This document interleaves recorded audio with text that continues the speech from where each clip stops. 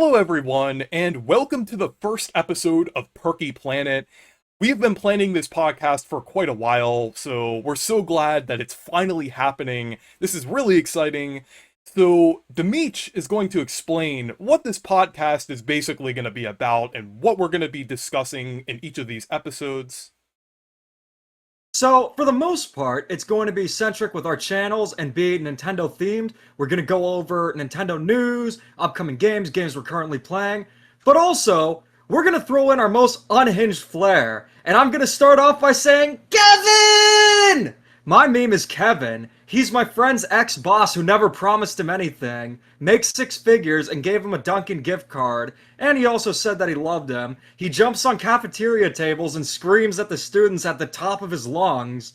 And yeah, what a great boss. He's a real-life Brian Griffin. He sounds like someone that would claim to have COVID and then fly out to Colombia to accept an award. Except, that's something that he actually did. If he was a gamer, he would totally, skip work to go to the Game Awards just to meet Jeff Keighley. I'm pretty sure he'd be like, oh, I want a Muppet made after me. He would do it even if he wasn't a gamer, honestly. He would LARP as a gamer, honestly. Hey, I play Tetris in Call of Duty. I'm a gamer. To be fair with you, his only extent gaming is just the OG Donkey Kong. So, pretty spot on. He'd, get T&D a present, which is saying, you know, man, I've been really mean, and I wanted to apologize. I know you like gaming, so here's Super Mario Land. And then he just gives him the Pokemon Game Boy with the cartridges he swap out to play music. He wouldn't even get that can't play games. He would be the kind to, get confused with that. Yeah.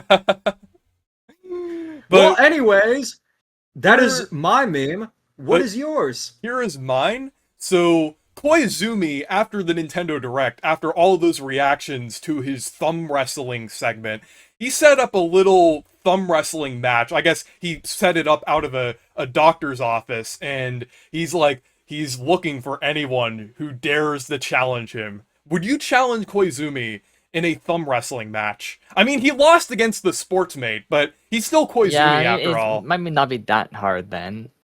I mean, I would play anything with Koizumi. But the ironic answer, it's Switch Sports. Do I have to play as a sportsmate? Maybe. I mean, maybe if you want to win against Koizumi. If I want to play as a me, and I can play as a me, then yes.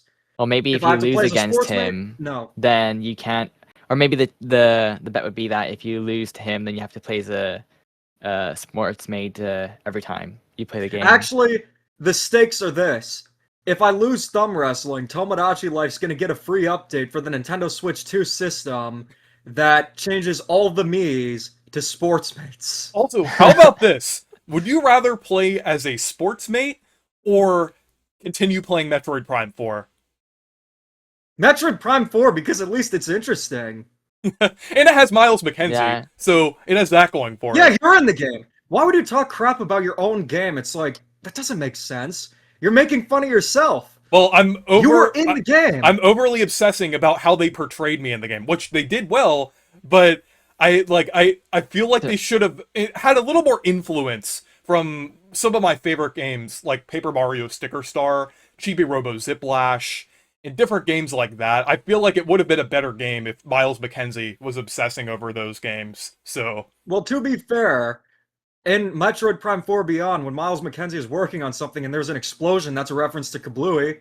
My favorite part is just when we meet him for the first time, he's like, oh! So, when?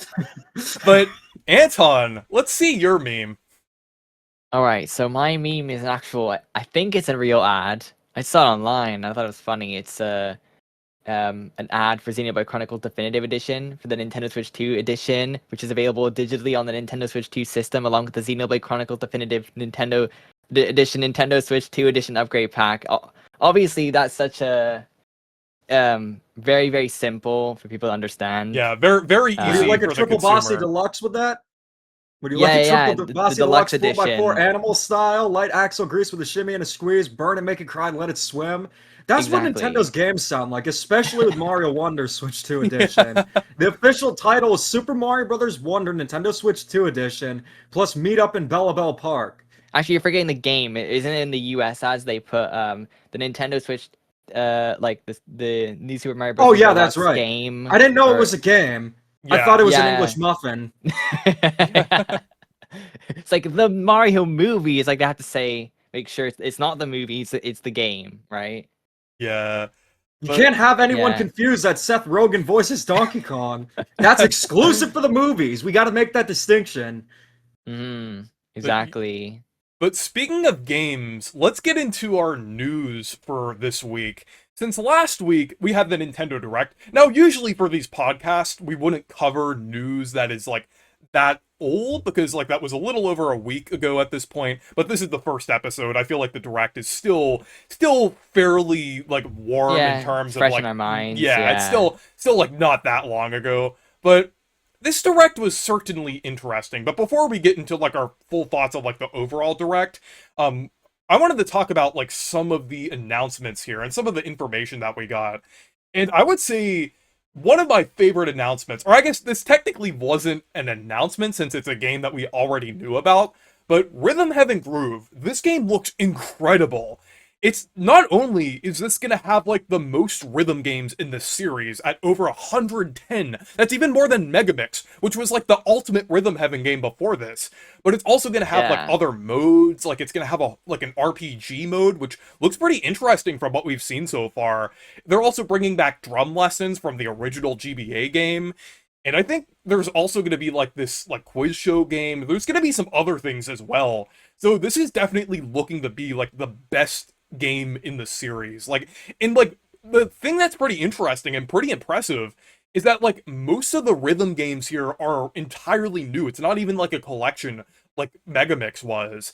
And it's only going to be $40 USD, which is an insanely good deal considering the fact that Hot we're buttered popcorn, that's a deal. yeah, considering the fact that we have like $80 Mhm. games now, this is like half the price, and you could probably get like just as much playtime out of this, considering how expansive Rhythm Heaven can be, like in terms of like different games and things. Yeah. The only difference with Rhythm Heaven Groove is those French fries have what you call salt. It has that seasoning that French fries desperately need. But that's a good point to bring up because of pricing. That's one aspect about the game that how come this game just like loaded with content? And I'm not complaining either. This is just amazing to see, Mhm. and it almost makes the 10-year gap between the last Rhythm Heaven game somewhat bearable because I mean, another example is Donkey Kong Bonanza and even Mario Kart World, where it's like, yeah, we waited a long time, but man, does it feel nice to actually have those games. But why is that game $40 but Fire Emblem's 80? Mhm. It's just weird how there are the inconsistencies and about $80 games it's like I don't really care much about saying oh $80 games are bad because we all agree and I don't really have anything new to say. It's just Nintendo's been doing odd things and even you can't dissect what they're doing. Like I asked you, could you analyze anything Nintendo has done during that direct and like try to think of any logical sense it would make? And we couldn't think of Yeah, anything. and I watch Mm. Nintendo Forecast, which I highly recommend by the way for anyone watching. That's Yeah. definitely one of the best That's a good Nintendo channels channel. out there. Like I watch his channel a lot, and I also like look through like what each of Nintendo's like internal development teams are doing. I try to like pick out like what they're doing and try to make sense of what Nintendo is doing a lot of the time. I tried to do that in some of my videos too, but it's like I was confused by this direct. I think it was just really weird. It just with because like honestly, I would say like I didn't outright hate the direct because there were at least a couple announcements that I did like. And I feel like I would say if a direct at least has a couple announcements that you'd like, I wouldn't say it's like like at least it's something I would say. But at the same time, I feel like it is fair to expect a Nintendo Direct to have more variety in terms of its games and for Nintendo's lineup Mm. to be more fleshed out, I would say, because it seemed like Nintendo's pacing is just really weird this year. Like, because I feel like a Yeah, bunch of it's games are releasing over the summer, but then once you get past like July and August, it's like there's really only like 3 games left after that, and like one of them is a remake, and one of them is Fire Emblem, which I mean, those look really good, but it is going to be $80 physically, which I feel like is not going to go over well. And then one of them is Nintendo Switch Yeah. Sports Resort, which I don't know. Like I don't even know what to feel about that game, man. It just looks really weird. Like Here's the best way I can describe it. So even if the gameplay and variety is as good as Wii Sports Resort, it'll always just be Wii Sports Resort with a mustard stain, and that mhm. mustard stain is the sports mates, and it's a problem because you're constantly looking at them, and the Mii's not populating the world as I said in my video. You don't get to see your friends and family in the background, so Yeah. that personalization's Yeah. gone. So it's like it doesn't matter how good the game plays; it's just gonna feel like okay, it's almost there, but it's not as good as Wii Sports Resort because the presentation's nowhere near as good. Yeah. But it's like Yeah. I don't understand why Nintendo would bring them back. I legitimately cannot understand it outside of perhaps ego and like just going by sales numbers alone. But Yeah. everyone complained about it. Yeah, I feel like the sports mates, like the thing is about it, like I know a lot of people could point to like, oh yeah, the sales numbers of Switch Sports on Switch One, that's probably why they brought them back and they want to make them the mascot. But like looking into it like a little deeper, I'm gonna get into my more like analytical side of Nintendo here, but Nintendo Switch Sports and very likely Resort is developed by Nintendo EPD4. They're basically the more experimental side of Nintendo. They developed Labo, Miitopia, Ring Fit Adventure, even the recent Tomodachi Life, Game Builder Garage, and even the playtest. So it all of their Yeah, I was games gonna have like mention about that. yeah, they have some sort of element of customization to them. They usually let you do what you want. They let you like basically customize your game, especially with Game Builder Garage and Tomodachi Life.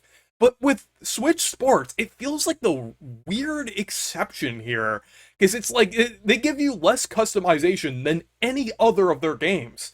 So it really feels weird. It almost feels forced in a way. Like it feels like something that wasn't like decided by the dev team. It feels like it probably was like a higher up decision or also like something that the director or one of the producers like decided. It doesn't really feel like something that the dev team collectively decided on, honestly. Like I don't know. It feels a bit unnatural for that dev team at Nintendo that use the sports mates there. So it's just really strange, honestly. Especially after Tomodachi Life. But with Yeah. the sports mates, I feel like someone at Nintendo, likely whoever created them, they're really proud of the sports mates and they just don't care about the feedback. Like with the intermissions in Mario Kart World, Yeah. where even though people don't like them, they like them, and that's what matters. And they're gonna try to get us to like them. Yeah, I think For the the sports main mates, it'll never reason work. Or they Intermissions, whatever. I don't probably went mind too with much. them. I would say the main reason I think that they went with the sports mates was that way people didn't have to create Mii's in order to play the game, because there's like a. But I guess they could have just done the guests, like how you could have it in the older games, right? You could have they had like preset Mii's. Hmm. That So I mean, they actually could have make a just done it something semblance like of that. sense. I wouldn't But agree with that's that why I'm decision, thinking but at least that it's a rationale. Yeah. yeah, I would. that's why I think they did it. But again, like there could have been ways around that. But to me, even if they put like a mix, even I think that's the problem is even in the world, like Mhm. yeah, like you said, you'd see Mii's in Wii Sports Resort that you've created around, like same with even Mario Kart, and like Coconut Mall. Like that was a cool aspect of it. Yeah. But in these ones, they don't really do that. And I think that's kind of a missed opportunity. They should have just kind of mixed them around. Hmm. It's very weird with the Mii's. Sometimes they really use them like Tomodachi Life. Even then, sometimes like randomly like Mario Golf Super Rush use them, and then they just throw them away for like some other games like It's Mario Kart It's World doesn't even have inconsistent. it. yeah. Yeah, It's I very don't know. bizarre. It's like on one hand, do they want people to be like, oh, remember the Wii? Or it's like I don't know. It's a weird thing. Like you think that they'd probably use them more, but they haven't really Maybe it's just integrated them something they'll well. do to like if it's something that they can guarantee they'll make money from, like Tomodachi Life, they'll do it. Because a lot of people wanted a new Tomodachi Life game. But if it's something like putting in their games, like let's just say Mario Tennis Fever, I don't think they're really that interested in them anymore. And maybe they want to get away Mhm. from them, but the fans just won't let them. And like Yeah. all their attempts, it's kind of like when the US tried introducing the $1 coin like to them it makes more sense. I mean, logically that does because the cost of printing coins would be cheaper, believe it or not. But the thing is, Mm, well, actually manufacturing. But the thing when it comes to the sports mates, it's just like I don't know. They Yeah. can't do anything, even though they look like they have more expression. They just don't look good. They look like Mhm. crap. Yeah, but it's like we'll just have to see with Nintendo Switch Sports Resort. Like I honestly, my one hope for the game is that they like it does seem like they are improving some aspects of like Switch Sports 1 in some ways. So I'm hoping that they at least give you more options in terms of like who you can play against or like maybe an option to like toggle on Mii's or sports mates, like have like a me only mode, or and then Nintendo would probably Yeah, yeah, that we would implement be we like still know great. yeah. everything, right, about this game. Now, Like if there they have probably are that, that more changes the things. course of the game. But until then, it's just Wii Sports Resort with the mustard stain. And the saddest thing is, that was the only announcement from that Nintendo Direct. And I know you guys are Xenoblade fans, and Xenoblade Genesis, that was a cool announcement, and the Switch 2 editions are always welcome. So you guys were eating good. But Yeah. if you haven't Yeah, gotten fully into Xenoblade yet, and you just want new games, what was there for you from and Nintendo? I guess one thing I also say too, right, with the Xenoblade stuff, the 3 remasters, like that's really cool, but that's not really targeted towards us, Reese, right? It's targeted towards people who've never played the games before, right? Yeah. Because that's why people would want to get those, right? It's for like, I here's a new audience, though. Here's new stuff, because that's really what it's for. I mean, they added some cool stuff here with the racing up mode and stuff. I like that, I will but say again, that stuff's not really for us necessarily, I right? will Like, say I haven't finished 2. But and that's like the only Xenoblade game. Well, I mean, I haven't finished X either. But I like I haven't finished 2, so at least I have an excuse to go back now because I was just waiting for it to get a patch to finish it. So at least I can go back to that yeah, now. So I will say, but like I do think the Xenoblade announcements were pretty exciting, honestly. Like as someone who's been a fan of it for about 6 years now, I am really glad that these Switch 2 editions exist now, and I'm probably gonna play through like Xenoblade 1 and 3 and then finish 2 as well. And I think these yeah. new Like I said, I'd like to start. I'd like to play a little bit of the first one again. That's probably my favorite one, so I might play through that a bit more yeah, I've been again. Going into what you were saying about it like not being directed towards Xenoblade fans, I wouldn't say I agree with you there because 4K 60 frames, it's like I want that for all the Switch games. yeah, Ideally, I'd like for every single one of the first party games at the very least to get fully updated so that all of them could run at 4K 60 frames. Additional content just depends on the game, not necessarily required. Like, let's just say, even for Paper Mario, they just do 4K 60 frames. I would love oh, that. you would know I would Yeah. do another 100% replay of the game, even if they just bumped it up to like just 4K 60, honestly. But it's like I'm definitely planning on replaying Xenoblade 3 since it's one of my favorite games of all time. Like I feel like that game was just really special Yeah. to me with how powerful its story was. Like I just want to experience that The again story in in that 4K. game is So amazing. yeah, but with I do think like the Switch 2 editions were pretty exciting, honestly. Like even though I have played like a big chunk of the series and everything, but I will say with Xenoblade Genesis, man, that game looks incredible. I do have some questions about it because I feel like it does look a little more fantasy focused than the other Xenoblade Yeah, games. that was sort of my thing too, right? When I first saw it, I'm like, am I looking at Fire Emblem or am I looking at Xenoblade? Right? I was a little bit the more I've looked at it with like the whole like the world idea, like Hmm. the more I warm up to it of being kind of that sci-fi sort of idea Yeah, that they usually like to put in. I mean, Xenoblade 2 is a little bit more also fantasy, but then there are elements of yeah. sci-fi in there as you get further into the game. I'm Um, yeah. I'm so I'm thinking wondering if it's like that.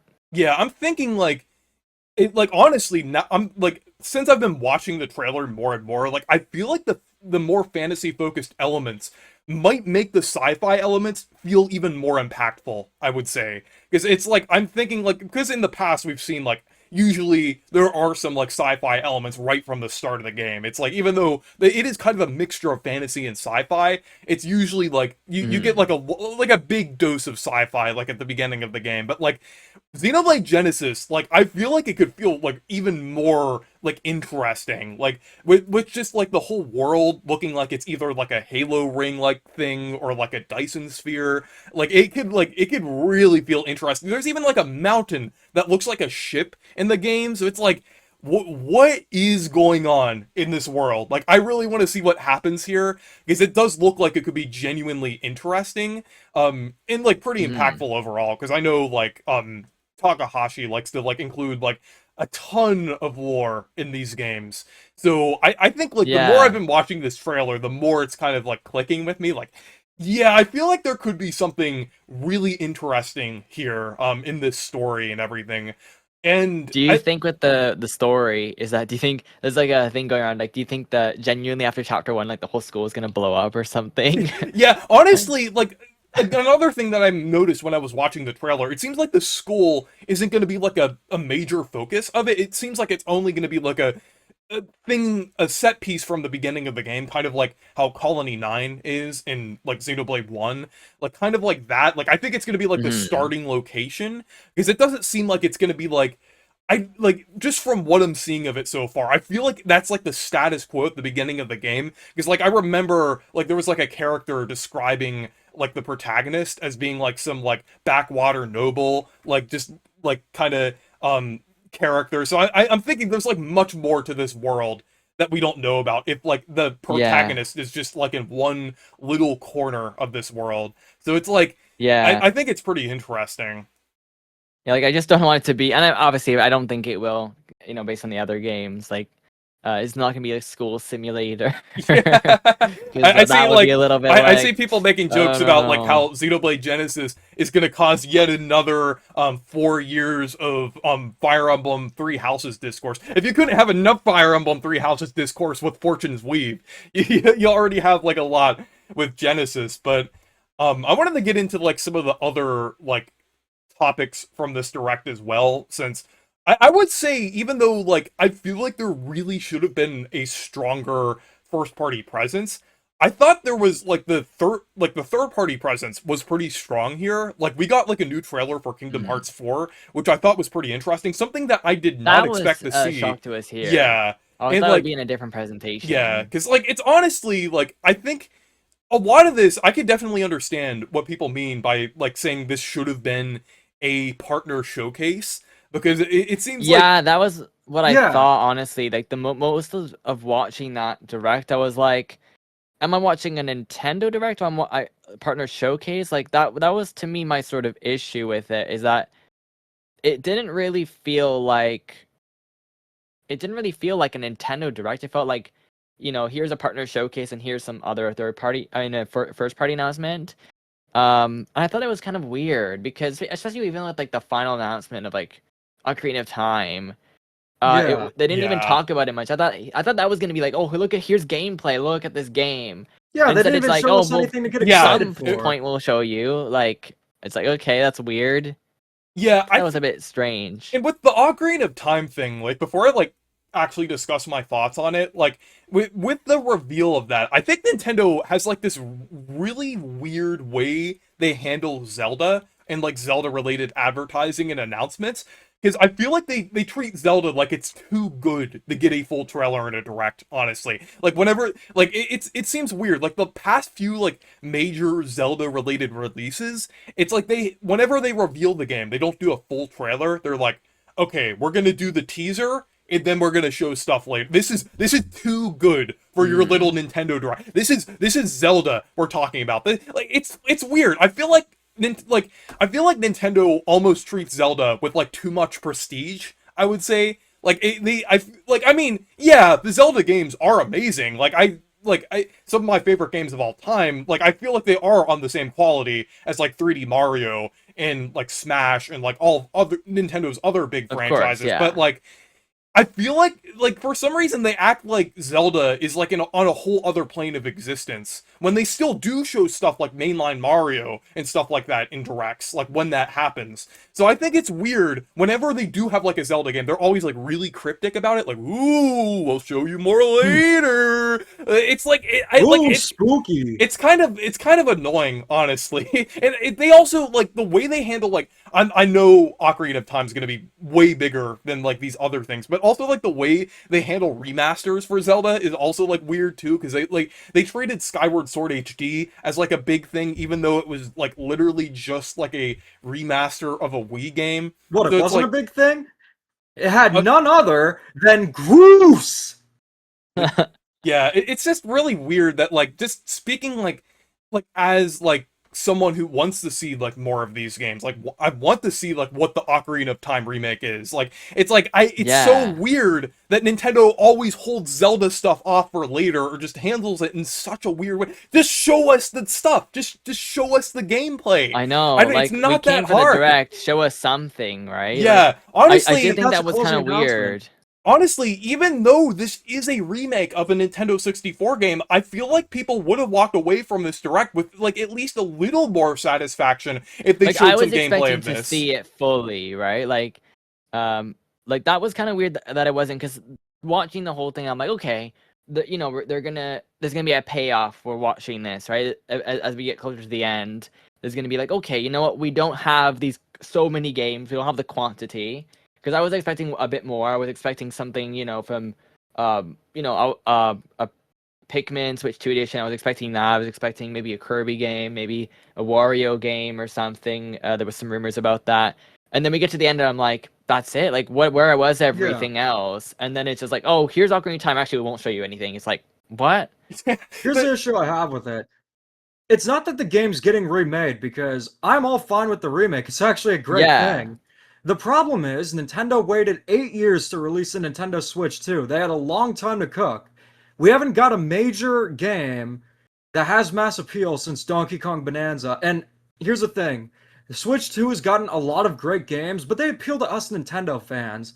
They're not like the big system sellers. Hmm. So just like, Yeah. I'm surprised Nintendo wouldn't have. I mean, it does make sense. Casual Zelda remake of Ocarina of Time up.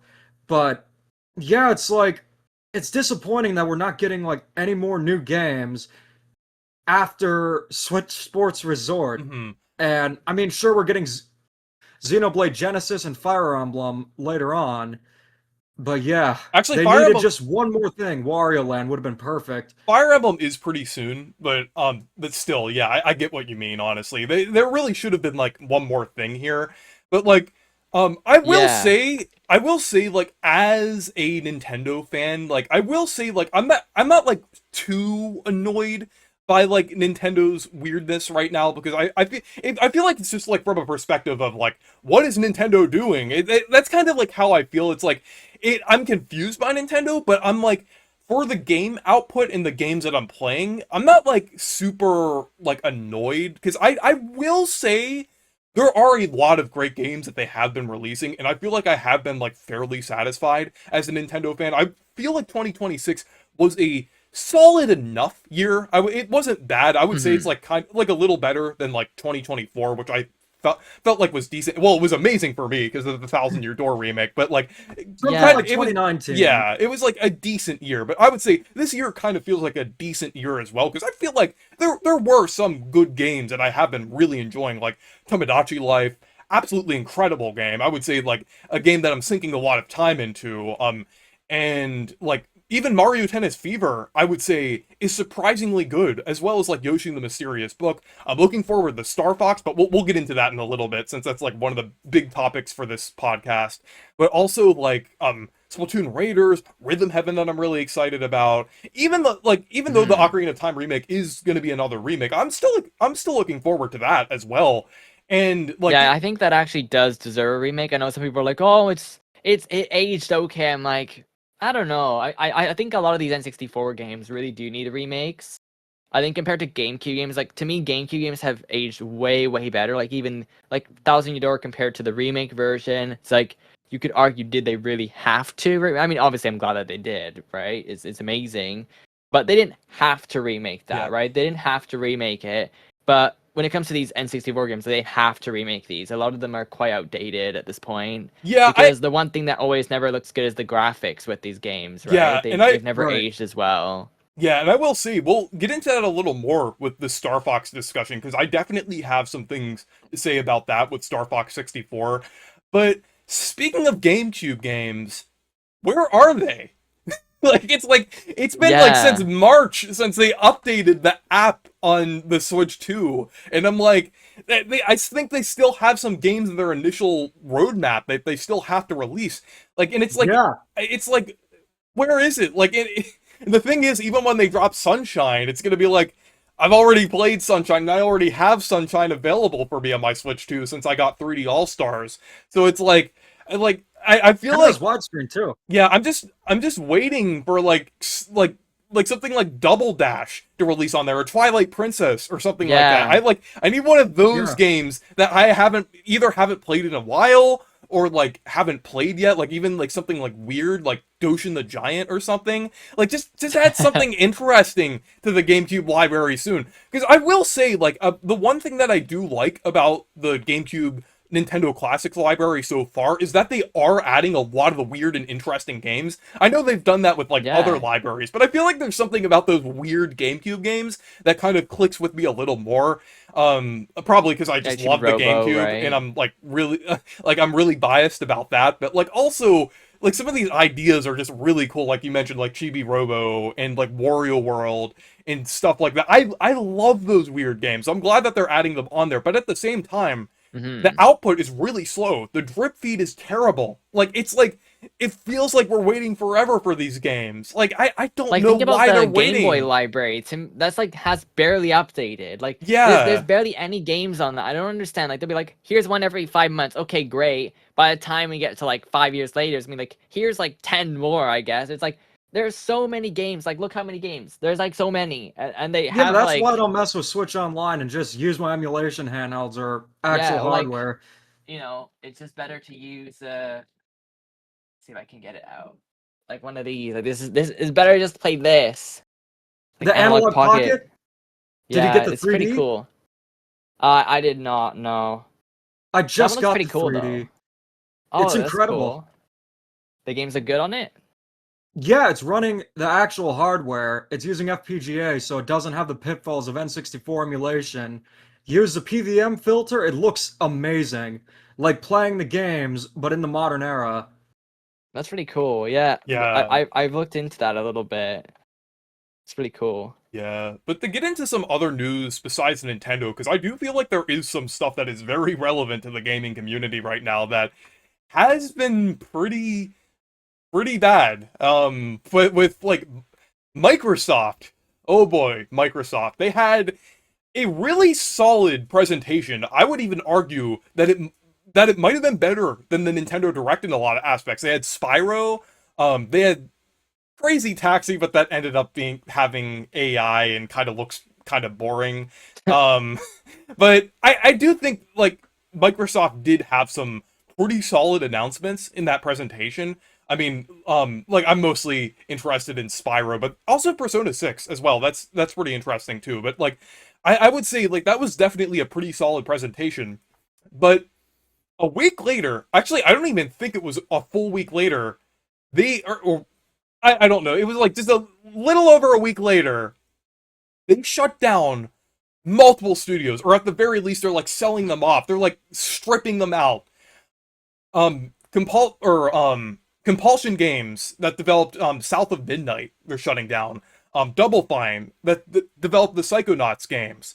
Ninja Theory that developed the Hellblade series, and also they announced a game like in that showcase with Senua or Like whatever that's Of called. That course. they average they just Xbox they experience. just announced it in the presentation, only for the studio to like get shut down. And I think like their reasoning behind it is that they're showing off that game so for a studio to possibly or like another company to possibly buy them out. It's like Hi-Fi Rush, What right? kind Same of thing. It logic doesn't is make sense. what kind of logic is that? They show these trailers because like they're getting people interested in these games. Like imagine if Nintendo showed like Rhythm Heaven and they had like like they instead of developing it in house, like maybe they handed it off to like one of their smaller studios, like Nintendo Software Technology or something like that. And then a week later, they said, "Oh, we're shutting down Nintendo Software Technology. We only showed Rhythm Heaven because like we wanted to see if any studio was interested in buying that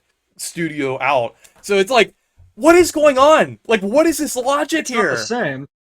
It's not the Yeah. same. But when it comes to the Nintendo Tech demos, the Zelda Wii U demo, Mario 128, I guess those would kind of count. But let me just say this about Xbox. I can literally just grab my Xbox Series X now because it's nothing more than a paperweight. It's not even plugged in. I'm surprised this thing doesn't have more dust. It's a Steam machine. It's just pretty much a Steam of consoles, and I don't mean that in a good way either. I mean that it's just a system that has games that you can play and it's hardware that connects to your TV. This system has no identity of its own. It has no exclusives worth playing. It costs an arm and a leg. At least with the PS5, you might say, well, that has just like a few games like Astrobot. Well, at least it's something and the hardware is there, like Yeah. even in Astro's Playroom. Like the potential for a cool console is there with the PS5. But when it comes to worthless, I don't think there's a console more worthless than the Xbox Series X than maybe something like the CDI or the Atari 5200, where there really aren't any games worth playing outside like the Nintendo games on the CDI for the history, whereas the 5200, it's just arcade ports. But the thing with Xbox is, I think all of us just gotta accept that it was cool in the mid 2000s. They had a big hit with the Xbox 360. They Like fumbled with Halo, the they had. Xbox One, and they never fully recovered. And now they're just running around like a headless chicken. And what they're doing, I don't know why people are surprised. They don't even know how to Yeah. make a freaking console. What makes you think they can make decisions? Yeah, it's Yeah, just exactly. Yeah. yeah, They've never really had like, I think in the past probably past 4 years, it's just the Game Pass thing. They really tried that to be the future, and it just didn't really work. I think that's the whole problem, right? Just it didn't work. It didn't end up being what they thought it was going to be. That this Netflix subscription sort of thing.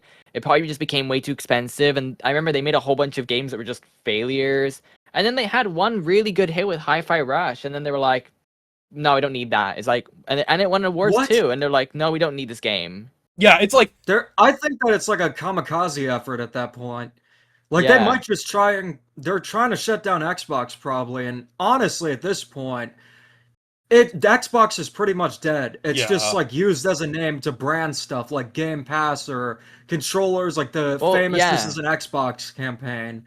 Yeah, But that it's didn't like that work. It's was a like, if you play Minecraft, you're an Xbox player. Yeah, this is an Xbox. Your Switch is an Xbox. You play Minecraft. It's like, no, that's not how it works. yeah. I feel like the You know? Xbox, there were its exclusives like Halo. Now it doesn't have exclusives, which honestly is a good Yeah, thing because nobody should get a Series X. And I mean, it's pretty much a lost cause. But with Microsoft's consoles and such, like the original Xbox and the 360 were the most well known, and they haven't really Mm, been able to recapture that since Xbox 360 that released in 2005. Might as well just throw in the towel. You can deal with one failed console. Well, I guess Nintendo dealt with kind of like N64 didn't do that well. GameCube did even less. Maybe they need to make a Wii. But I yeah, think they don't have creativity in their minds, so I don't think yeah, that's likely. yeah. It's like I think we're that's like the last thing they're way thinking past the about. point where like they could even salvage another success at this point. Like it's like I feel like that it's long past. Like and honestly, like it's kind of interesting. Like when you look at like a game, like any game that like Microsoft releases or like any of their studios releases, like it's like if a studio releases a game that fails, obviously they're gonna shut down the studio. If they release a game that's a massive success and everyone loves it, guess what? They also shut that studio down. It's like Hmm. like what are they even doing? It's like I think they're just trying to squeeze the most money out of like everything. Like they're just like up okay, if this isn't making like it at least like $7 trillion, we're gonna shut this down. It's like It sounds like Nickelodeon. If a cartoon's not as Hmm. successful as SpongeBob, just cancel it. yeah. But But with honestly, Microsoft, at this point, if Microsoft owned SpongeBob, they'd probably shut SpongeBob down at this point. hey, wait, in that case, can they buy Nintendo Switch Sports Resort? Yeah, maybe it's possible. They should You buy know? out the Sportsmates specifically, like they bought out Rare. Yeah, they're gonna I be like, mean, they bought Rare. They like, bought how so many there is valuable IPs. the in the games like the Sportsmates are kind of like the ones that they had for the 360, like those they're rip off me's that they Oh, the made. Kinect avatars? Yeah, But yeah, maybe that's I don't know. Maybe that's being too kind towards the or disrespectful towards the Xbox Ones. But moving on, we also have some more news about GTA 6 since like it's definitely shaping up to be like the biggest game release this year. I mean, it's not even close, honestly, because I feel like GTA, Mhm. whenever one releases, it's like it becomes like a massive event. I It's an mean, event. yeah, it's like you've heard the memes over the years like this happened before GTA 6. We started a podcast Yeah. before GTA 6 released. But yeah, it's like Mhm. um it's like this is gonna be a massive event, probably like the biggest game release of the decade. I would probably the biggest game release like well since GTA 5 probably. So it's like it's interesting how the gaming community is reacting, or not just the gaming community, but like the gaming industry is reacting to all of this because it seems like everyone is shifting their games to September and October, and both of those months feel packed because like you have all of those titles that would have been holiday titles within that 2 month span. They even have a Grinch game releasing in September. They're releasing it like Yeah, the releasing Grinch a 2, the Christmas game. sequel. Yeah, they're Yes. releasing a Christmas game in September. Like it's like no one ever dares to be near GTA in terms of like releasing their games and everything. And I even see that seeping into Nintendo discussion as well. Like, oh, like Nintendo shouldn't release this game too close to GTA 6. I do think Ocarina of Time might take like an early November slot because I feel like its audience is different enough from GTA That's the 6 thing, to though. warrant it. Like, sometimes I find it weird when people are like, "Oh, the," but I'm just like, okay, the audience for GTA is very, very different from the audience of like a Mario game. Where you'd be like, Mhm. "Oh, Yeah. they would like," or like Pokemon. Like, it's not the same thing. I don't understand people saying like, "Oh, the slot they're gonna try and move it away," because I'm just like, I get Yeah, the here's the idea. thing. Okay, they might want to because if this game is GTA 6 could be a really expensive game. It could be like a record-breaking price. So I'm thinking maybe that's why they think, okay, this game's Mhm. gonna be like $100 USD game, right? Um, I'm not saying they're gonna do that, but if they do, then maybe these companies are like, let's just try to not meet with that, so we can get a little bit more of a luck on our side. But I don't know. Possibly. I'm I I'm will very say. interested to see. I will say with the GTA 6 release date, when GTA 5 released, there were still games that released during that time. And Yeah. I get that it's one of the most, probably the most anticipated game of all time, considering how long people have waited for the game. I can understand why companies are doing that, but I also feel like that was said mostly people trying to rationalize the lack of Nintendo games during the Direct. That's like oftentimes when I saw that.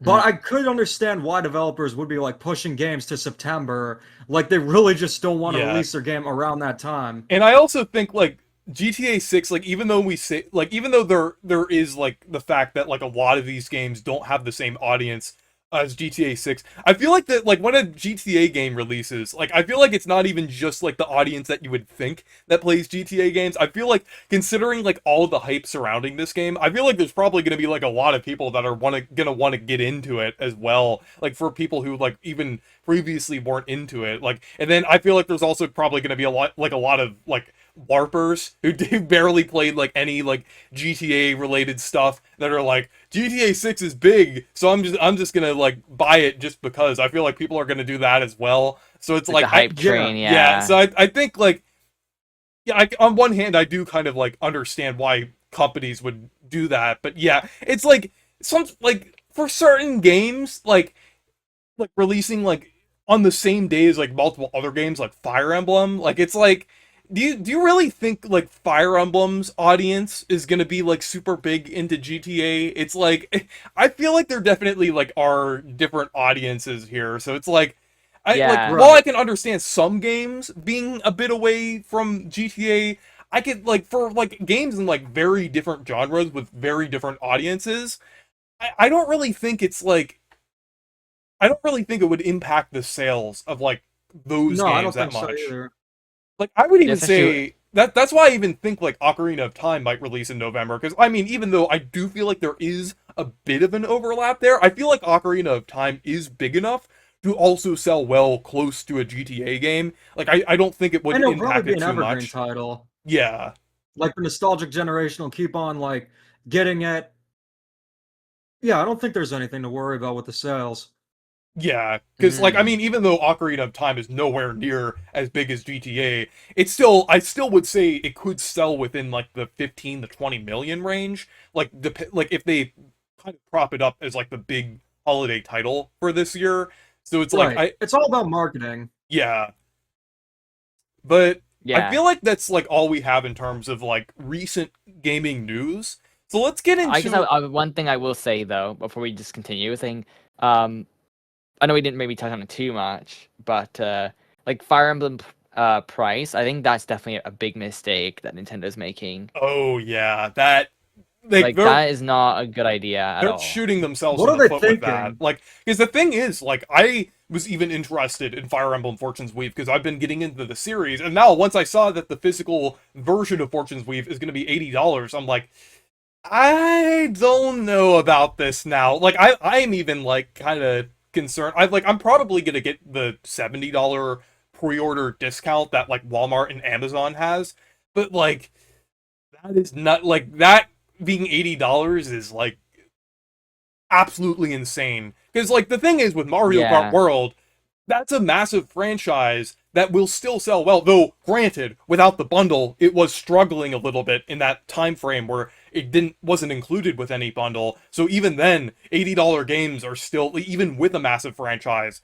like they could still Yeah, but then it's struggle. like then Yeah, it's but it like is Mario Kart, right? So if Mario Kart can't even get away with it, what makes them think that Fire Emblem, a series that is way more niche than Mario Kart, what are they thinking? Yeah, it's I On the like know. bright side, if Fire Emblem is not a series anymore because the game sold so poorly, that means more 3D platformers. hey, So there's they'll always a make bright side. they'll make a Fire Emblem 3D platformer. Don't you want to play as Marth or Lucina or Lyn in like a Super Mario I mean, 3D it'd be a World better style game? genre, It's so actually not a bad idea.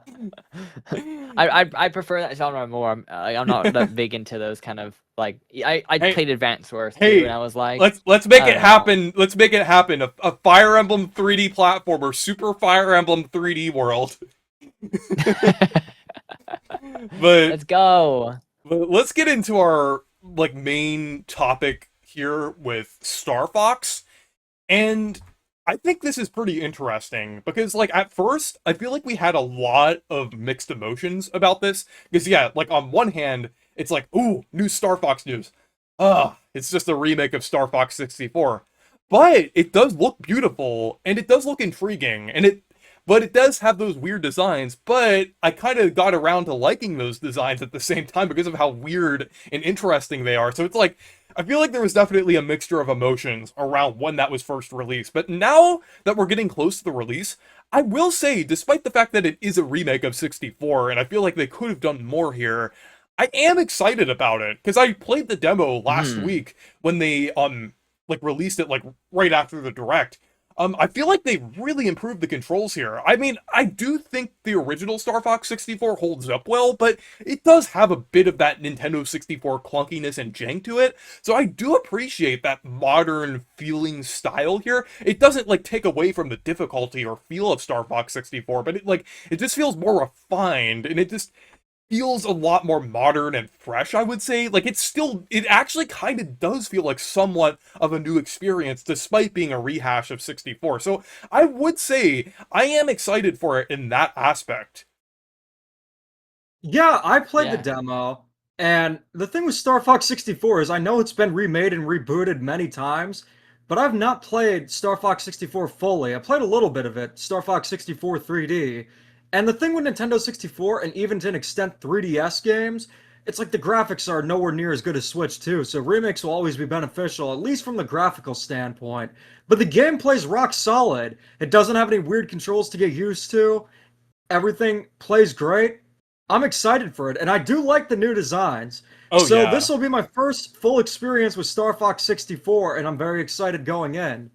That being said, I do kind of wish that the game itself would have been a new game and not a remake of 64, just because, they have these cool designs, want to do something different as well. But Yeah. That doesn't change the fact that I'm excited for the game, and I'm gonna use the game chat filter to look like Falco. Yeah. I'm definitely going with Slippy for me. I need that like that 4K slipperiness of Slippy.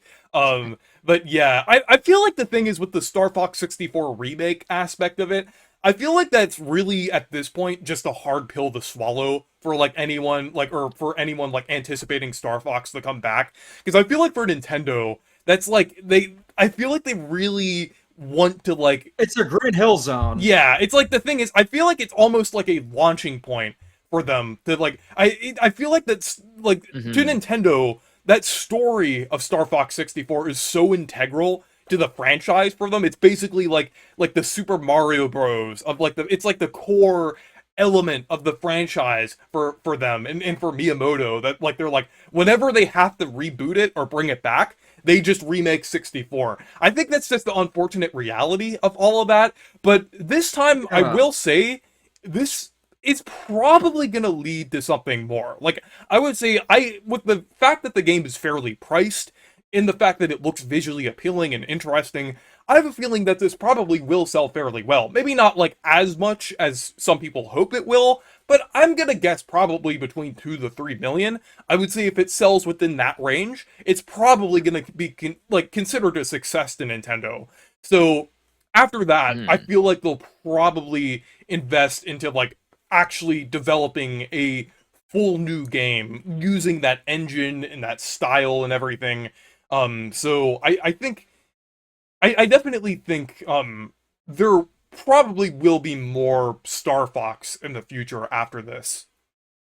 Well, Nate the Hates leak said, or there was a leak similar to it, that there will be a Star Fox Adventure style game, I think coming next year. So if it's accurate and the leaks have been accurate, then that would be like something like more to come out of it than just a remake of 64. So Yeah. if that's the case, it's just a future of the series. If it's just another reboot and Nintendo does nothing with it like Zero, then it just feel like it was for nothing. But if it leads to better things, then this will just be great. But at the very least, from a gameplay standpoint, I think you're in for a good time. Oh If you've never yeah. played a Star Fox game, you're definitely in for a treat. Oh yeah.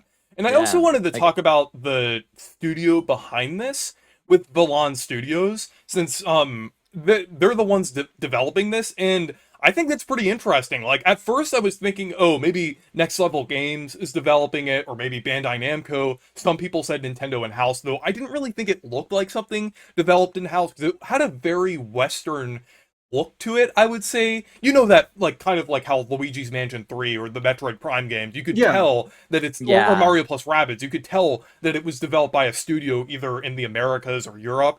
But I was kind of getting that vibe from this game. So and it turned out to be true, like with Villan Studios and everything. And I think they have a lot of potential as a developer. Like they originally did Mario Kart Live Home Circuit. That was actually their first game. Like I didn't even realize that at first. Now I'm kind of remembering it now. Like I did remember looking back and seeing the Lawn Studios back then and like not really recognizing it. But like their first ever game was a collaboration with Nintendo. So I think that is pretty interesting. It seems like they've always had that relationship built up with Nintendo like ever since like they started developing like Mario Kart Live Home Circuit probably around the late 2010s. So it's like this seems pretty interesting, and it seems like this could definitely lead to something more. Maybe not even just Star Fox, but like even other things as well. Like I could even see them like either like rebooting more franchises. Like I could totally see them doing a new F-Zero game, or like maybe making their own IP that is like technically like a Nintendo IP just developed by them. I could even see Nintendo like possibly buying them out in the future if like Star Fox is successful. And the thing is, I'm not really a fan of like companies like buying out like other companies. I mean, we just talked about that with Microsoft. But I will say like if Valon Studios, like if they have a lot of potential and everything, and Nintendo is working with them a lot, like I wouldn't like mind if they were at the very least like kind of partnered with Nintendo, similar to like HAL, I would say. I mean, like they'll probably still release like some smaller projects for like either PC or consoles.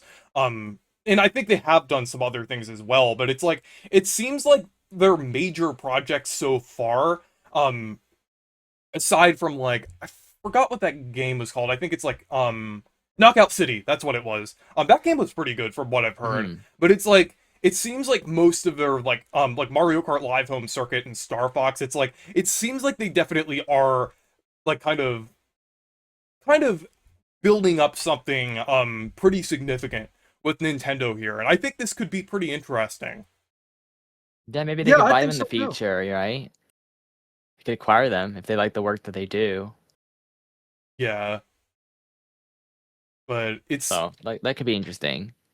but yeah, I just think this whole thing is interesting. And with Star Fox being developed by Valon Studios, I feel like that also like with Nintendo's upcoming schedule, like I mean, we know basically all they're doing in 2026, but for Yeah. 2027, I feel like that opens up the door to like a lot of developers that we like might have thought were developing something else to like develop like something big next year. Like since Next Level Games isn't occupied right now, they are very likely working on the next Luigi's Mansion game, so we could see that fairly soon. So, like, and then Bandai Namco, like, they also didn't end up being the developer of this. We could see like them assisting with more like Nintendo projects aside from like Kirby Air Riders in like Mario Kart World. So I think it would definitely be interesting to see like more of like things that they're assisting on as well. So I think like Yeah, even every like HAL, right? They haven't really mm, done too much, right? Because Kirby Air Riders wasn't really them, right? yeah, That was Sora that was and Sora and Bandai uh, Namco.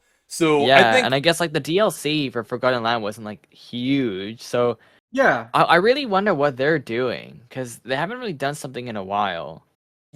It's yeah, like major. yeah, I'm thinking they'll probably like release like a new mainline Kirby game fairly It's maybe soon. like Dream Buffet 2 or something. It's like, Yeah, hey guys, we have a Dream Buffet 2. I wouldn't mind that though, It's because like Dream what? Buffet was pretty fun.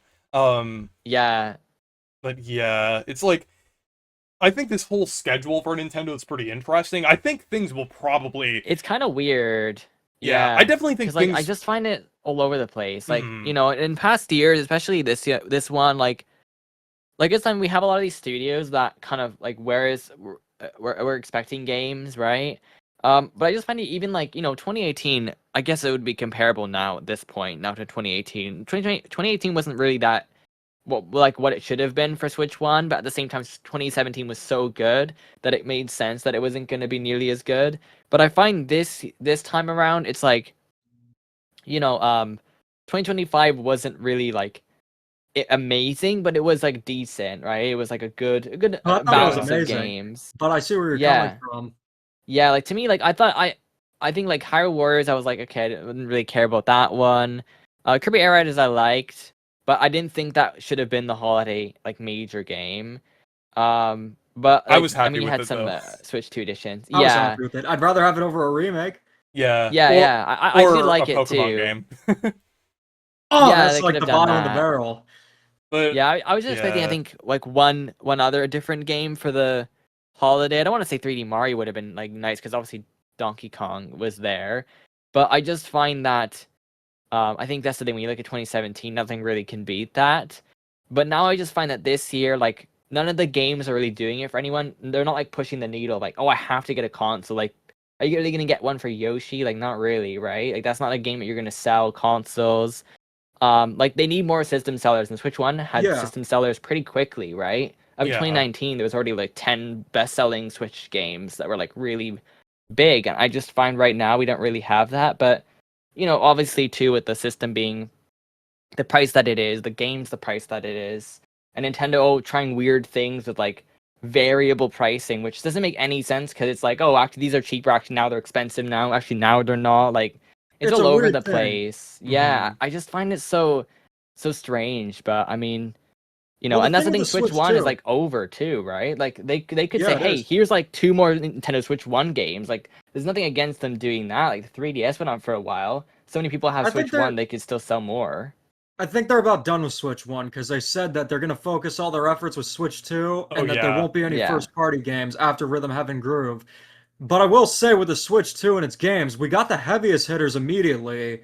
Mario Kart Oh World and yeah, Donkey yeah. Kong Bonanza, but nothing since then has been like to that level of mass appeal. Right, yeah. Yeah, exactly, yeah, yeah. Like to me, Kirby Air Riders, even though that was a great game, it's just that that's not the kind of game that should have been the holiday game for Like if that came out September instead, then they had maybe something else. But I just find the lineup kind of weird. It's like they need to focus more on these bigger titles, and I just don't find that they have that. Like Fire Emblem's not going to move the needle for anything. Yoshi's not going to do much. Like again, the game that would do something is Tomodachi Life, but that's on Switch 1, right? Yeah, So it's Right. like I think like honestly, Well, Pocopia, I that think too. yeah, I just forgot about it because it's on a key card. I think like yeah, honestly, Pocopia is cool. yeah, honestly, I feel like if Nintendo just shifted some of their decisions around a little bit, I feel like we wouldn't really be even having this conversation because it's like Pocopia, release it on an actual cartridge, maybe release it at like a more strategic time period, like Oh no! Oh no! I'm so sorry, guys. because it's like I'm I so think sorry. Cursed. But with Pocopia, I would say like if they release that in like a strategic time period, like even have Pocopia as the Yeah. I know we joke about like Pokemon being the holiday title being disappointing, but honestly, This I would should have say been the holiday game. I would say that's like what I would have done. I would say Pocopia would have been a great holiday title, honestly. Like, why have these like 1 month apart? Like, Yeah, they should have it's put this weird. at the like end, yeah, and then have this like, you know. yeah, like I would say like Tomodachi Life, maybe release a Switch 2 edition that has mouse controls, 4K support, push that for Switch 2, like even better on Switch 2. Like I feel Yeah, like I don't even know that would why at they least didn't have an convince some update for the people. game. Like, Yeah, you it's know, like Tomodachi Life should have had some update. Like, yeah, I just find the fact that they didn't do that is Yeah, me such a missed too. opportunity, and they're gonna be like a year later. Hey guys, now we have it. It's like, okay, what's the point then? Like, it can't be that hard to just patch the game with some simple like updates. Like you're making the game, like might as well add it. Like Mhm. most Switch 1 games have had the improvements day one, right? Like it would have been the perfect game for like mouse controls and all that stuff, and they just were like, yeah, no, we're not doing it. It's like, okay, that's weird. yeah, I just find that so strange. Doesn't and make any sense. I think like if they also like shifted some of their other releases around, I feel like it would have. I feel like this year would have felt more interesting than it did. Like either Rhythm Heaven or Splatoon Raiders, shift those around to like either like because I'm sure like Nintendo tends to sit on like a lot of their games after they've been completed. I'm sure one of these games releasing this year has been complete since like 2025. So I'm like maybe shift one of those games around to be earlier in the year and then shift some things to be later. I think like this really seems like more of a scheduling issue for Nintendo and also like a marketing issue Yeah, as well with some of their weird decisions than like an issue of the fact that they don't have games because they have games. They're just releasing them really weirdly and at the wrong times. I would say Right. because honestly, I would say if like honestly, Pocopia like released that on an actual cartridge later in the year. I feel like that would have like significantly improved like some things. Rhythm Heaven pushed that like to another month. Like yeah, it's really that Yeah. simple, honestly. Like it's like they didn't even have to release like Super Mario Titans or something like that this year, or rush Well, Monolith it's gonna Soft be to get revealed that the Genesis out era is still in early. September. Yeah. Oh yeah, that's true. So like you know, we don't have to wait too long to see Toon Sahor and Ice Cream Elephant, but In 4K. I mean, guys, like yes, it's one of the greatest games. You don't know about the new Nintendo Switch game? You don't know? I'll Super show you Mario this. This Titans? is no. The best game of all time. The best game. let's You got go. This is the best game I've ever played in my entire life. Like this is like genuinely the best game ever. I couldn't even It's fly through peak. the rings. Yeah, yeah. It's let's just say it's the menu design is really unique. They've tried a really good design here. I think. Well, It's they really really nice. worked hard generating that. Yeah, it's Yeah. really. It has levels. It does have them, which is nice. Oh, you beat the first level. Yeah, You got further than I did. Yeah, it has nice loading screen too. Yeah. Yeah, it's the best game.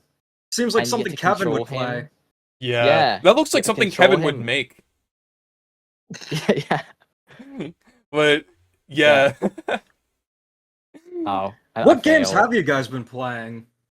Yeah, that's a good thing that we should like probably get into because I've been playing the Xenoblade Definitive Edition, Nopon GP, that they added, since that was like one thing that they added with the Switch 2 edition that they announced in the Direct, and it's basically a full racing game within Xenoblade Chronicles Definitive Edition, and it's actually pretty good. Like, it's actually, like, pretty challenging, since they take place within the actual maps from the game, so it actually takes some getting used to, like, maneuvering, like, around each of these levels, and, like, trying to get used to them, and trying to get, like, better times, and, like, trying to, like, beat everyone, and trying to use every character, and get, like, a score for every character. It's actually, like, fairly challenging and really fun. So it's like, you would never expect them to add like something like this in an RPG, especially like one with a tone as serious as Xenoblade's. So it's just amazing that they just like went and added like a random like racing game mode, and I am so glad that they did. This is Yeah. surprisingly fun, and I've really been enjoying it lately. I mean, even like I would say like that it does fit that game very well because I find like out of all of them, that's probably the Xenoblade game that I think has like the best tonal like balance. Yeah. So to me, like this like fits perfectly. With sometimes they go really weird and sometimes they go really serious. Yeah, I would say. But yeah, I've been playing the same thing too, and it's just a lot of fun. Yeah, I would say if they stuck it in Xenoblade 2, like people would be like, "Of course they did a racing game in this Xenoblade game." Like just with how goofy that game can be. Something I know it is like it does have its like very serious moments as well, but I know that game has a reputation of being like a lot like weirder in certain ways than the other Xenoblade games. But like with Xenoblade 1, it's like it strikes the perfect balance to where it's like it's weird and cool to see it in a Xenoblade game like that. So it's like I think it's perfect that they added it to that. However, I would say that I do want to see that mode in other Xenoblade games at this point. Like, I want to be riding around Aeonios as, like, Noah and Mio, in Riku, of course, Common Variety Napon, in Xenoblade 3's racing mode. I want to see that happen. Make it happen, Monolith Soft. Make it happen! we need the Nintendo Switch. Actually, we need the Xenoblade Chronicles 3 Nintendo Switch 2 edition, definitive edition, Nintendo Switch 2 edition. Like, we need the definitive of the definitive, right? Yeah. You know? And like, what I find funny is like, when you think about it, Xenoblade Chronicles definitive edition, Nintendo Switch 2 edition, it's like, oh, you remember the definitive edition? Well, it's actually not really the definitive edition anymore. There's a new definitive edition. It's like there's gonna be like there's like 2 of them now. It's like what? Yeah, it's kind of funny, like how many consoles Xenoblade 1 has an edition for now. Like you have the original on the Wii, then you have the 3DS version, which I can't even believe they got that game to run on the 3DS. Like that. Yeah, I tried it. It's so weird. Yeah, like I can't imagine the whole game being on there. It feels like it'd be like a demo of like the first area potentially, and that's it. And then you have Switch 1 and Switch 2. So it's like I feel like this game, like we joke about Star Fox 64 getting like the most like ports and remakes and things, but Xenoblade 1 has like a lot of re-releases as well. Donkey Kong Country Returns. Yeah, Donkey Kong Country Returns keeps returning. Actually, it's pretty much the same. Yeah. Oh yeah, because it even released in the same year as well, as like Xenoblade 1. So I think that's pretty funny. Yeah, both games got remakes on the 3DS and then Switch remakes. And then Switch 2 I think they were upgrades. done by the same studio as well. Like Monster Games, I think, did both of them. The ports on 3DS. Yeah. Yeah. But speaking of Donkey Kong, there is one game that you have been playing a lot, to Beach, that you've been talking to me about quite a lot. Pretty much non-stop. Like the other day, T&D asked me, why did you call me so early in the morning just to sing the freaking DK rap? I had my soundbar blasted. I was literally just saying, DK! Donkey Kong! The thing with Donkey Kong 64 is I started replaying it because I put it on Nintendo Classics, but after replaying it, not only did it like revitalize my interest in the game, but also Nintendo 64, and that's why I got the analog 3D. But now that I have the actual system to play it on a modern TV, I've been using my original cartridge. And it's too soon to tell because I haven't beat the game yet. And I did play it before. It was my first Nintendo 64 game that I got with the system. Not counting Virtual Console stuff, of course, and 64DS. But going back to it, I was interested to see what is it like considering the reputation that it's gotten in the years. And honestly, if I continue to like it as much as I am now, I think it might be better than Super Mario 64 to me.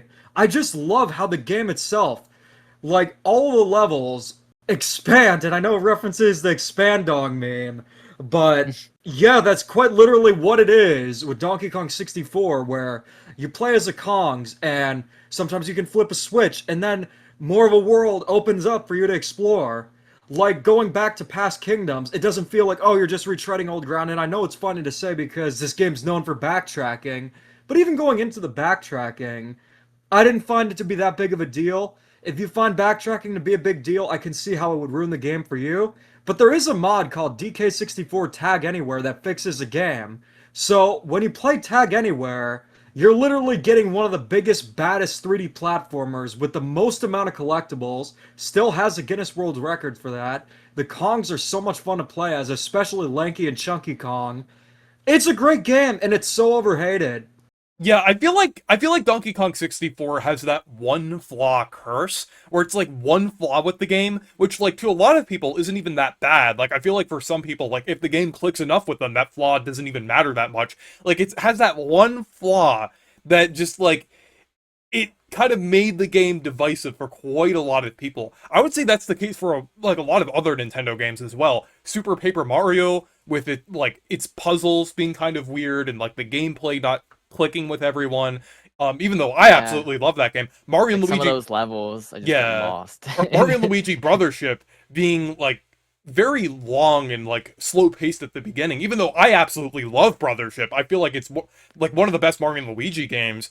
It really only has that slow pacing towards the beginning that kind of like drags it down for some people. Then you have Super Mario 64 DS, which I think is the definitive version of Mario 64. That's just kind of held back by like the D-pad controls. It's like there's a lot of Right. these games where it's like they're amazing or fantastic otherwise that they're just held back by one thing. And to some people it isn't that bad, but other people like it's basically It's a really bad just game at that dependent. point. It all comes down to whether the cons outweigh the pros. And in Donkey Kong 64, I will say that the tag barrel is a problem, but again, it was one of the first 3D platformers, and they still haven't thought of things like character switching with like a D-pad or something. They would do that with Hmm. later games like SpongeBob Titans of the Tide, where you could switch between SpongeBob and Hmm. Patrick with the press of a button. Or actually, even in Donkey Kong Country, they did that, so I'm not sure why that idea didn't cross their mind. It's slightly annoying, but it's never too bad. Just slightly annoying, but it's never enough to like fully ruin the game that has 5 playable Kongs and a ton of collectibles. And those two reasons alone, those pros outweigh any cons of the TDM with the tag barrel for me. Yeah, but All right. so next, I wanted to get into some like a segment that we wanted to talk about in like each episode of our podcast, and that is some obscure Nintendo characters. So each week we're gonna pick out three obscure Nintendo characters, like one for each of us, that we think is pretty interesting and we want to talk about. Because I know there's like quite a lot of like weird, like scrimbly Chungus characters that we want to talk about. So we're gonna find some each week that are pretty interesting to talk about. Some that we like, some that we just found out about recently. But the one that I'm gonna talk about is pretty relevant since in just a couple days it's gonna be Father's Day, and this character is a father and was basically unfortunately got into a situation where he was absent from his son for a decade because he was eaten by a dragon. So just imagine that. Like, but this is none other than Koopley from Paper Mario: The Thousand Year Door, Koops' dad. So I think like he's a pretty interesting and severely underrated character because I just think his personality is pretty interesting because he's just kind of out there, honestly. He's just kind of like a weird but also cool dad, I would say. I really like that vibe, and he seems exactly like what you would think of as like Koops' dad, I would say. Like I like his He design as definitely well. he definitely strikes me as having that dad personality. Like he'd be the kind to just literally go into a Walmart with a t-shirt and a bathing suit and think Yes. nothing of it. Like he Yeah. just doesn't care. He's like the dad that just is like, "Hey buddy, how's it going? You Yeah. good? You're winning?" Yeah, that's But Koopa is a exactly fun how Koopley character. is. Yeah. It's just like I feel like he's definitely overlooked. Like it's like I feel like he does appear at like a part of the game that like most people have probably experienced since it's just at chapter one. But I feel like Cooply definitely needs a like a bit more appreciation, like especially for Father's Day and everything. I want to see Cooply get more fan art from Paper Mario fans and everything. Like I think his design's pretty cool. And I think like it's pretty interesting how he's like you can kind of see with his design, he's actually like a slightly larger Koopa Troopa because he's like older and everything. And like I think that's interesting how I like how the older Paper Mario games did that. Like even if it was something very slight, like you may think like Kooply's design, like he's just a blue Koopa Troopa with like bushy eyebrows and a beard, but like he's also like a little bigger and has like a slightly different skin tone. So it's like you could see like even with those slight little designs, you could kind of see like the difference with these characters and everything. And I feel like with Kooply, they definitely kind of portrayed him as being like Koops' dad pretty well. And also, he's a blue Koopa Troopa, which I know you're a fan of, Demeech. Yes, because of New Super Mario Brothers, that one level in the Versus mode that exclusively had blue Koopa Troopas. That would have been so cool to have them throughout the levels where you could just obtain the blue shell. But regardless, it's interesting you brought up both Father's Day and Koopa, because originally I was just going to have my character be this. In Donkey Kong Jr. Math, there is a second Donkey Kong Jr. that's pink. We don't know much about him, but we know that he's only appeared in one game. I've been playing Donkey Kong Jr. Math with my friend Roxy Nano, so yeah, I just wanted to bring up that Donkey Kong Jr. Math is another game that is overhated. Single player is not fun, but the multiplayer is shockingly good. But the character I wanted to bring up is Koopa Kid from the Mario Party series. This character is an anomaly because, appearance-wise, he looks to be an evolution of Baby Bowser, and this was before Bowser Jr. But then Bowser Jr. debuted in the GameCube era, and simultaneously, Koopa Kid was appearing in the Mario Party games, such as Mario Party 6, where not only was he playable, but there were two other variations, a green and a red one. But he hasn't appeared since Mario Party 7, so he's a complete relic of the GameCube era. Likely just replaced by Bowser Jr., but still a fascinating character. Nintendo has three variations of what are essentially the same character. Yeah. But do you have a character that you want to talk about, Anton? Yeah, so my obscure character, he's kind of obscure, but I mean he's a Mario. I thought you were gonna say Actually, Mario, and like, what? no. Actually, it's his character from Wii Music. He's Sebastian Toot. He's like the main guide from the game, and he like teaches you stuff. And I've played this game so much, Wii Music. And Did you see the E3 presentation for it? I With did, Robin yeah. Drums? Yeah, I've played the drums on it. It's actually a lot more impressive than I thought. I was actually really impressed with the technology for the balance board. It was pretty accurate, all things considered. But yeah, I think that's a pretty obscure character. I don't think many people remember this game. Imagine Switch music. Yeah, And it has actually, a you know sports what? mix. I think it's course. time. I think it's time. We need that to happen. I mean, seems like the perfect game for Koizumi, you know? And I It think would he be would like it to play like it would be like the a game to Nintendo unite Direct the for like 10 community. minutes. Yeah, that Yeah. yeah. They could play some song for like 10 minutes in a direct and it'd be like, okay. Like, that would be, I think, an amazing moment. So hopefully that does happen. I would like to see that. Yeah. So But finally, I wanted to show off some fan art in our final little segment here where we showcase some fan art. This was all fan art that was like made before, but you're definitely feel free to like make some art of us for us to showcase in these podcasts. We'd like to see like all of you with your creative talents make some pretty interesting or unhinged memes or creations about us. So those are Especially you, definitely Soshi. welcome. Yeah. So here's a couple that I wanted to share made by Pat Gicken,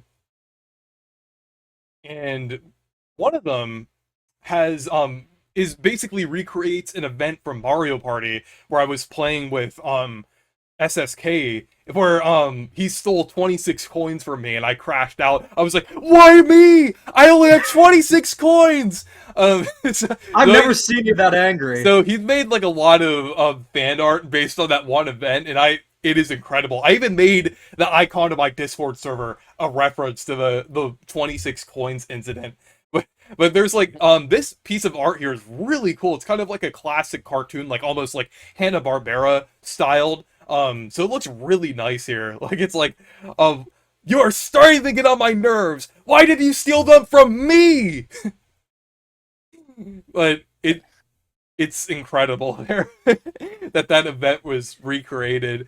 But another one here, I think Demeech will really like. But Donkey Kong Kablooey's Takeover, which basically stars me and Pat Kickin, like kind of replacing like Jumpman, and it's like somehow Kablooey returned. So I guess like Kablooey took over the levels of Donkey Kong, so we have to stop Kablooey now.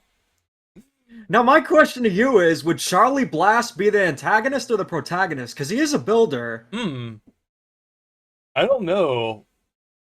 Maybe Anti-hero. yeah, Like Wario. yeah, but That is good. But finally, I wanted to showcase something that the channel slash podcast artist made a little while ago, Matthew Gaming. He's really good. He's made some really good art, and he made the intro to both this podcast and my channel as well. Like shout out to him. Yeah, thanks, Matthew. Yeah, I'll definitely leave a link to his channel down in the comments. But he made a really cool That's pretty piece of cool. art with all of the like Reese and Demeech lore related characters, and also Anton Retro related lore as well. Like you can see Yeah. like Demeech and I and you like in the middle here, and then on the right you have Aqua Twist, SLMU, Marcus, and then on the left you have Matthew Gaming, Kirsty of course, and then Fawful the Great, and then Kim, who's also a part of it too, since they're a member of my server and a longtime fan of the channel. So it's like this is definitely a great piece of art and kind of like showcases what it means to be Perky. We're friends till the end. But yeah, I thought this was definitely a great way to kick off this podcast. I had a lot of fun here. We talked about quite a lot, so we're definitely going to be doing more of these soon. We're gonna record one at Too Many Games. Hopefully we can get you on the call, Anton, at Too Many Games as well. Okay. So we're me and Demeech will actually be in person for that one. So Yes. we're definitely looking forward to going to Philly. And if you're going to anyone watching, if you're going to Too Many Games, we are gonna be there. So if you want to meet us, like feel free to just chat with us for a little bit there. So we're definitely looking And if you bring a forward to copy that. of Nintendo Switch Sports, like some have last time at Too Many Games, I will break it myself if I see a copy of Switch Sports. Yeah. But yeah, really looking forward to that, and like we're also looking forward to Star Fox as well. Maybe in the next episode we should have like for a segment we should have our face cams be the Star Fox characters like on Game Chat. Oh, for sure. We need to do That that. would be hilarious. But yeah, Yeah, and I can even put this as well on the Anton Retro website. This a little bit of a oh yeah, company article if you and would like, right? So, yeah, and one more thing, like also check out Anton Retro's website as well. He has like a really good website where he's like posting like some Nintendo news and like other things as well, and also like tips about games and reviews. And he also has a game that he's developing that looks really good called Paintra. So do you want to talk about Paintra for a little bit before we wrap up Sure. the podcast? Yeah. So the development of that game, honestly, has exceeded my expectations of what I thought I could do, and it's going really well. So far, I think the demo is on track to be completed probably around the end of the month, end of June. If it needs more time, I'll give it more time. Right now, I'm just kind of polishing and improving things. I'm always trying to improve it, make it better. And then what I've done a lot of work about this game is pretty much everything that will be included in the final game is in the game as well. So there's nothing really aside from bosses that haven't been implemented. Everything is there. So what I've been doing is pretty much building all the systems out for the whole game. That way I can do the demo, and then the full content should take maybe a few months to do. But then everything I did up to now hopefully will make that stuff take a little bit faster. So Whoa, Yeah, I'd like to see the progress on it. Yeah. So I'm happy yeah. with the quality of it. And I think it's pretty cool. But yeah, for everyone watching, definitely check out the trailer to this. I'll leave a link to that, like down in the description. But anyways, thank you guys for watching this first episode of the podcast. I'm glad we were able to make this happen. This is really fun, and like we've been wanting to do a Hmm. podcast for so long. We like even though like we've been planning like this one for like a few months, like we've just been talking about like wanting to do a podcast for like a few years, I would It's just say. so natural. Yeah, it's like we Hmm. just like to just talk about things and like just like we just like all the time, like Demetri and I, we just talk on the phone, or like Anton, like sometimes we just have discussions, play French fries, or different Yeah. French things. Like fries. yeah, it's like it's just natural for us to just like talk, and we're thinking about getting some guests on here in the future.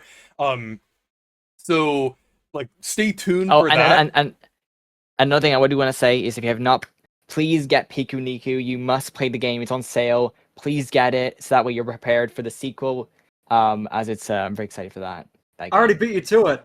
I'm excited Yeah. to check it out. I'll just ask you about it Yeah. a little more because I have All no right. idea what the hell to expect. Yeah. So it's so I seen it a while ago because I thought the art style was really interesting. It's like vectorized, so it's not like everything is very smooth. There's no pixelated look to it. And I knew about that for a while, but then it was on sale like think like $5 or something. So I got it and I really liked it because it wasn't what I expected at all. It wasn't really a platformer. It was more like of a like an adventure game, a puzzle game. But it's all like so weird. It just goes anywhere it wants to. It If just you like Katamari or Chibi Robo or any like Japanese oddities, would that be good? yeah. Because I Yeah, love those it's kind of pretty much games. like that. Yeah, even like the soundtrack I really do like. Bowen does a really good job with it. It's same composer from Amori, so if you so it's same kind of sounds of the music. But there's a co-op mode in there too. That's pretty fun and pretty challenging. I've played through I think all of them. Um, and yeah, it's just a really quirky, really strange game. But it's very very polished and. Who knows? Maybe the end of the game will tie into this one. So this new Yeah, one. I definitely need to check it out at some point. I think it's only like $2 on the Yeah. eShop. So I Yeah, like $2. I have no Just get reason it not now. to. Yeah, I'm probably gonna like download it after we're done with the recording Yeah. here. But yeah, so And like another anyways, game I also got really I was gonna okay. say another game I also got like really cheap too was Patapon 1+2, which I still haven't Hmm. played, but I think they made a mistake because it was like $4, I think. And then like I seen I think like Wario64 posted about it, like, oh, it's like really cheap. And then he's like, oh, and I seen a post later, he's like, oh, I think it was a mistake because they put the price back to like I think it was $30 or something. So I thought that was kind of funny, and I managed to get it while it was cheap for like a little bit. Yeah, so yeah, those are some pretty good recommendations there. I'll have to check that out as well. Yeah. But Yeah. anyways, thank you guys for watching this podcast. We had a great time doing like this first one here, and we're really excited to do more of these soon. But anyways, stay perky. Stay perky, and this Stay is perky. Planet Perky.